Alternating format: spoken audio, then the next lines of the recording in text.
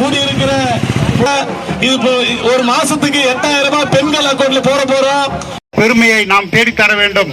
நமது சின்னம் மோடியுடைய அரசுடைய கொடுமைகளை கண்டு அதான் நாடாளுமன்ற உறுப்பினர் வந்தார்னா கண்டிப்பாக மறந்து மிருந்து விடாதீர்கள்.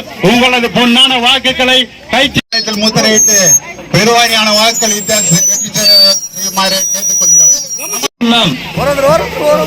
ஏழை எளிய மக்களுக்காகவே களமிறங்கி பாசிச பாஜகவுக்கு எதிராக போராடி வரும் வெற்றி வேட்பாளர் சசிகாந்த் செந்தில் அவர்களுக்கு கை சின்னம். வெற்றி வேட்பாளர் சசிகாந்த் செந்தில். வெற்றி வேட்பாளர் சின்னம் கை சின்னம். ஏழைகளின் சின்னம் கை சின்னம்.